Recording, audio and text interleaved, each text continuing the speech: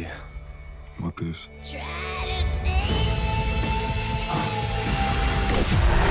Faut qu'on reste soudés et défendre notre territoire comme des lionnes. 我以为我们会永远走下去，可到头来，做到终点才发现只有自己一个。 Heated Rivalry, la série phénomène sur une romance gay entre deux joueurs de hockey.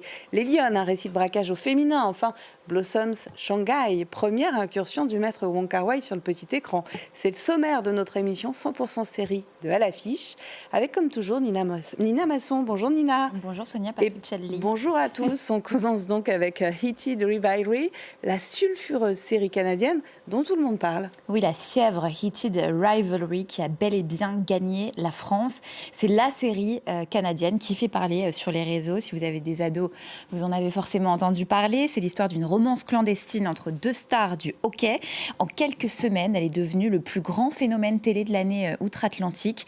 Alors au cœur de l'intrigue, Shane Hollander, prodige canadien du hockey, et Ilya Rozanov, jeune russe au tempérament volcanique, deux ennemis jurés sur la glace que tout oppose, sauf leur désir réciproque, et qui conclut chaque match par une troisième mi-temps bien plus intime, si vous voyez ce que je veux dire, dans une chambre d'hôtel. Sauf que dans cet univers hyper masculin où l'homophobie est omniprésente, eh bien leur relation doit rester secrète. On regarde la bande-annonce. How much pressure do you feel from the fans, from the hockey world in general? I find it hard being so high profile.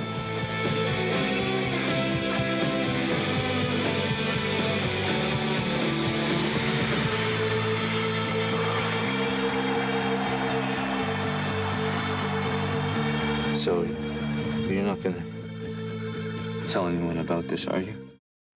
Bon, je crois, vu les images, que je comprends l'emballement autour de la série.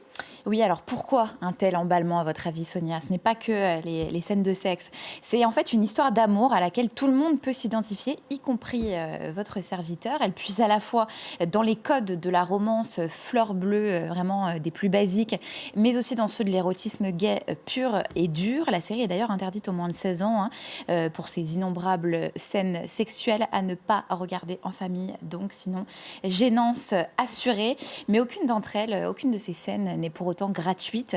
Justement, la dimension charnelle sert toujours le récit. C'est ça qui m'a plu, moi, dans cette série.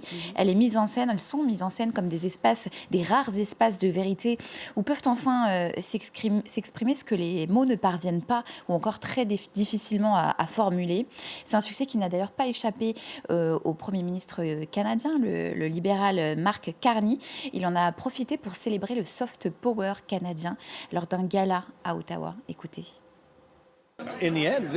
Au fond, c'est une série qui ne pouvait être faite qu'au Canada, avec des talents canadiens, des auteurs canadiens, un peu d'aide du financement canadien et une histoire qui reflète le meilleur du Canada, le hockey, la diversité, le fait de célébrer qui nous sommes, d'aimer qui nous voulons aimer.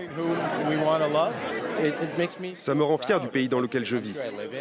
Honnêtement, le Canada est l'un des seuls pays où cette série pouvait exister. Voilà, vive le Canada. On peut aussi y voir, à mon avis, un petit tacle à Donald Trump dans ces deux prises de parole. En tout cas, c'est une série qui, sous ses airs frivoles, s'attaque à ce tabou qui est encore extrêmement tenace, à savoir celui de l'homosexualité dans le sport de haut niveau. D'ailleurs, à ce jour, Sonia, aucun joueur de la Ligue nationale de hockey n'a publiquement fait son coming out. La série a malgré tout permis de libérer un peu la parole, puisque le 13 janvier dernier, l'ancien hockeyeur professionnel américain Jesse Kortuem a annoncé publiquement son homosexualité et a remercié au passage la série. Ça n'est pas rien. Des conséquences sociales aussi en Russie, où le mouvement international LGBT, je le rappelle, est considéré comme terroriste depuis 2024. Heated Rivalry y est donc devenu un symbole de résistance culturelle face au pouvoir, avec une explosion de téléchargements pirates, puisque la série n'est évidemment pas en accès libre dans le pays. Elle aura donc au moins contribué à ouvrir une conversation sur l'homophobie, prélude peut-être à une bascule des mentalités, on l'espère, comme quoi il ne faut jamais, Sonia, sous-estimer la fiction. Ah bah ça, je suis complètement d'accord avec vous. Elle est diffusée en France depuis le 6 février sur HBO Max, à raison d'un épisode chaque vendredi jusqu'au grand final attendue le 13 mars prochain. On passe à une série, Nina, une série française qui a atteint le top 5 mondial sur Netflix, Les Lyonnes. Votre coup de cœur du mois et le mien. Oui, et le vôtre aussi, c'est ce que j'allais dire, Sonia. Je sais que vous avez adoré cette série qui est effectivement numéro 1 sur Netflix depuis sa sortie en France, mais pas seulement, dans 6 autres pays également. Alors, Les Lyonnes, c'est qui, c'est quoi ? Ce sont 5 femmes en galère qui décident de s'unir pour braquer des banques déguisées en hommes. C'est une bonne avec idée, des après barbes tout. De couleur. Spoiler, ça marche. Et ça va vite rendre fou les politiques, la police, les délinquants du quartier qui vont tous se lancer à leur trousse pour savoir qui se cache derrière ce groupe de mercenaires qui sont en fait des mères de famille et des travailleuses invisibles. On regarde à quoi ça ressemble. On a un plan. On braque ma banque. Bah bien, on le fait. Faut qu'on sorte l'écrou, mes sœurs. Ça va aller, on va se déguiser. On va y aller habillés en homme. On y va. Il y a combien ? 30 millions. Au casting, donc Rebecca Marder, Zoé Marshall ou encore Jonathan Cohen, également producteur de la série, Nina. Il est absolument hilarant. Ah oui, comme toujours, avec Jonathan Cohen. Enfin, moi, il me fait beaucoup rire. Et si vous en êtes fan, d'ailleurs, vous allez adorer, je pense, cette série. Vous allez y retrouver ce qu'il fait de mieux, c'est-à-dire des personnages en roue libre, profondément incompétents, mais qui prennent le ridicule très au sérieux. En attendant donc d'adapter les 12 travaux d'Astérix au cinéma, Jonathan Cohen, l'acteur et producteur, imprime à ses Lyonnes sa patte décalée. Alors, il a un petit rôle dans la série, on l'a vu là brièvement dans la bande-annonce, mais ce sont clairement ces actrices qui raflent la mise, leur énergie, leur capitale sympathie, emportent tout sur leur passage, à commencer par Rebecca Marder, qu'on ne connaît pas dans ce type de rôle, ancienne pensionnaire de la Comédie Française. Elle s'essaye pour la première fois au registre comique et c'est aussi sa toute première série. Et c'est très réussi. Alors totalement réussi, franchement, elle se glisse dans ce personnage comme si elle l'avait toujours été. Je ne sais pas ce que vous en avez pensé, mais on s'identifie immédiatement. La même chose que vous. Oui, on s'identifie tout de suite. On est à fond, du début à la fin. On est à fond, on ne voit pas le temps passer. Et d'ailleurs, il y a des rebondissements à gogo. C'est une série enlevée, pop, presque cartoon, bande dessinée un peu par moment, mais qui maintient aussi une forme d'authenticité dans son propos, puisqu'il ne s'agit pas seulement de vouloir voler le plus d'argent possible pour ces braqueuses en herbe, ce qu'on comprendrait déjà aisément, c'est déjà pas mal. Mais il s'agit aussi de récupérer le pouvoir sur une société qui les écrase, et ce, sans jamais transformer leur colère en un sermon ou une série à message. Non, pas du tout. En fait, c'est des Lyonnes qui se prennent pas forcément au sérieux, mais qui savent sortir les griffes quand il le faut. Et ça, on aime bien le voir. C'est précisément pour ça qu'on a envie de rugir avec elle. C'est à voir sur Netflix.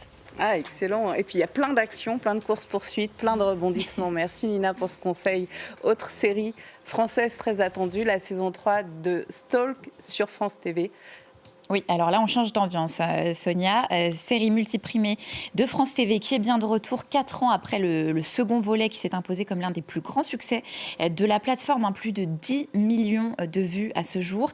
Les 2 premiers chapitres mettaient en garde contre le stalking ou la traque numérique, contre l'hameçonnage sur Internet, le phishing ou encore le cyberharcèlement. Et ce chapitre-là s'attaque aux dérives de l'IA avec son lot de deepfake ou de deep nude, c'est-à-dire ces images qui sont très réalistes, photoréalistes, mais qui sont générées par l'intelligence artificielle, au cœur desquelles va se retrouver notre petit génie de l'informatique, Lucas, hacker repenti qui tente de s'éloigner d'un monde numérique dont il connaît désormais les dérives. On regarde à quoi ça ressemble. Ils auraient jamais dû. Ton arme ? Un dernier hack. C'est à mon tour de vous piéger maintenant. Rien n'est vrai. Tout est possible. Je te connais, Lucas, t'arrives toujours à t'en sortir, mais pas cette fois. T'arriveras jamais à me faire tomber. T'as un don. Arrête de lutter contre lui. Let's talk. Alors, c'est vraiment réaliste, ça nous parle vraiment du monde d'aujourd'hui. Malheureusement, oui, 1000 fois oui. L'équipe de production s'est d'ailleurs entourée d'une équipe de ce qu'on appelle des pen testers, c'est-à-dire des hackers éthiques qui utilisent les mêmes techniques que les pirates, mais de façon légale pour protéger les systèmes. Résultat, dans Stalk, tout est plausible et le pire dans cette fiction, c'est qu'à nouveau, la réalité numérique a dépassé la fiction de ce que raconte cette série, puisque tout ce qui entoure l'IA aujourd'hui évolue à une vitesse telle que ce qui relevait de l'anticipation au moment du tournage est aujourd'hui déjà possible. Donc, dingue. Autant dire que c'est vertigineux. Vertigineux, en effet. On termine avec la série Phénomène du grand maître du cinéma hongkongais Wong Kar-wai, Nina. Oui, une série qui marque une nouvelle étape dans la carrière de Wong Kar-wai, réalisateur de génie des films In the Mood for Love ou 2046. Et ça, en soi, c'est déjà un événement. Certains attendaient cette série comme le Messie. C'est une fiction à l'image de son cinéma, très contemplative, très nostalgique, avec cette manière unique qu'il a de filmer le temps qui passe, les amours impossibles et les désirs contenus. Elle retrace l'ascension. On le voit ici, Da Bao, un homme ordinaire devenu un magnat des affaires dans le Shanghai des années 90.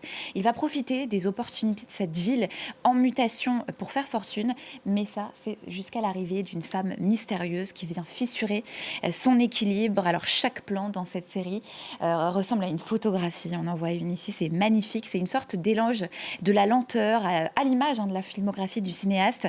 Elle a été diffusée pour la première fois en Chine il y a 2 ans. Elle débarque donc seulement maintenant en France. C'est une fresque de 30 épisodes à voir en France sur la plateforme Mubi.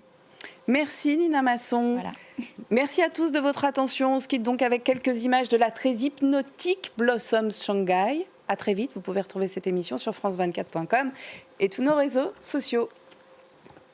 接回来3年，我哋鈔票速度走得越来越快，侬係啥嚟啫？我保10年了，我怎么也不能亏了儿出。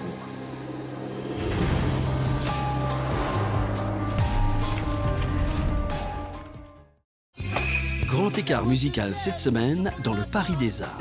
D'un côté, Faudel, emblématique figure du rail. Une époque complètement différente. J'aimais bien parce que c'était la découverte. Et de l'autre, Sam Sauvage. La réalité, elle est belle, elle est laide aussi. Il faut accepter toutes ces nuances. J'aime cette diversité du monde et c'est là-dessus que j'écris.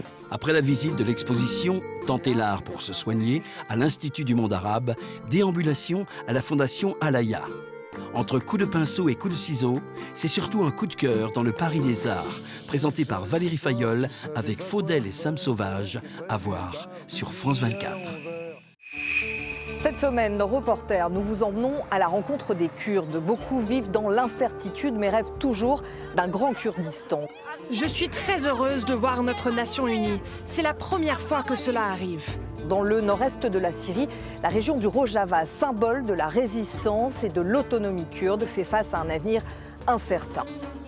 Les Kurdes sont toujours là, ils n'ont pas été rayés de la carte. Le long de la frontière turco-irakienne, les villages kurdes vivent sous une menace permanente de reprise des affrontements entre le PKK, le Parti des travailleurs kurdes, et la Turquie. Reporter, à voir sur France 24.